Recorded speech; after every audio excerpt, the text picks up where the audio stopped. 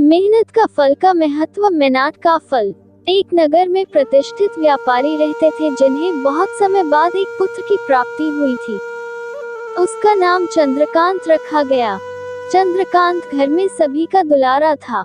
अति कठिनाई एवं लंबे समय इंतजार के बाद संतान का सुख मिलने पर घर के प्रत्येक व्यक्ति के मन में व्यापारी के पुत्र चंद्रकांत के प्रति विशेष लाड़ प्यार था, जिसने चंद्रकांत को बहुत बिगाड़ दिया था। घर में किसी भी बात का अभाव नहीं था। चंद्रकांत की मांग से पहले ही उसकी सभी इच्छाएं पूरी कर दी जाती थी। शायद इसी के कारण चंद्रकांत को ना सुनने की आदत नहीं थी और ना ही मेहनत के महत्व का आभास था। चंद्रकांत ने जीवन में कभी अभाव नहीं देखा था, इसलिए उसका नजरिया जीवन के प्रति बहुत अलग था और वही व्यापारी ने कड़ी मेहनत से अपना व्यापार बनाया था। ढलती उम्र के साथ व्यापारी को अपने कारोबार के प्रति चिंता होने लगी थी। व्यापारी को चंद्रकांत के व्यवहार से प्रत्यक्ष था कि उसके पुत्र को मेहनत के फल का महत्व नहीं पता। उसे आभास हो चुका था कि उसके लाड प्यार ने चंद्रकांत को जीवन की वास्तविकता और जीवन में मेहनत के महत्व से बहुत दूर कर दिया है। गहन चिंतन के बाद व्यापारी ने निश्चय किया कि वो चंद्रकांत को मेहनत के फल का महत्व स्वयं सिखाएगा, चाहे उसके लिए उसे कठोर ही क्यों न बनना पड़े। मेहनत का फल का महत्व। व्यापारी ने चंद्रकांत को अपने पास बुलाया और बहुत ही तीखे स्वर में उससे बात की।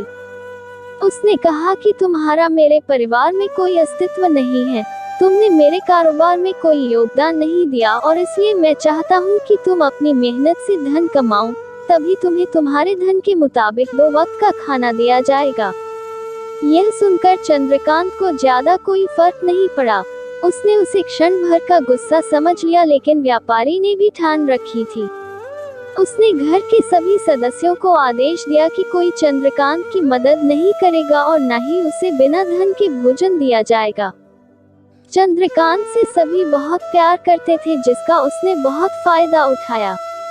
वो रोज किसी न किसी के पास जाकर धन मांग लाता और अपने पिता को दे देता, और व्यापारी उसे उन पैसों को कुएं में फेंकने का बोलता, जिसे चंद्रकांत बिना किसी अड़चन के फेंक आता और उसे रोज भोजन मिल जाता।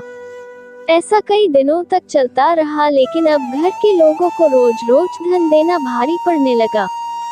सभी उससे अपनी कन्नी काटने लगे, जिस कारण चंद्रकांत को मिलने वाला धन कम होने लगा और उस धन के हिसाब से उसका भोजन भी कम होने लगा।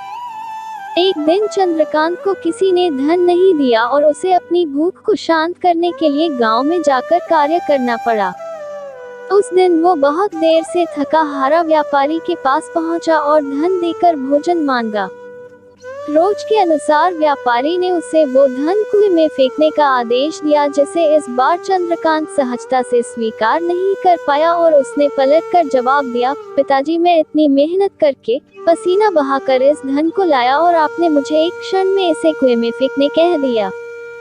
यह सुनकर व्यापारी समझ गया कि आज चंद्रकांत को मेहनत के फल का महत्व समझ आ गया है। व्यापारी भली भांति जानता था कि उसके परिवार वाले चंद्रकांत की मदद कर रहे हैं, तभी चंद्रकांत इतनी आसानी से धन कुएं में डाल आता था। लेकिन उसे पता था, एक न एक दिन सभी परिवारजन चंद्रकांत से कन्नी काट लेंगे। उस दिन चंद्रकांत के पास कोई विकल्प शेष नहीं होगा। व्यापारी ने चंद्रकांत को गले लगा लिया और अपना सारा कारोबार उसे सौंप दिया। दोस्तों, आपको आज का मेरा कहानी अच्छी लगी तो मेरा यह चैनल को लाइक, शेयर और सब्सक्राइब कर दीजिएगा। धन्यवाद।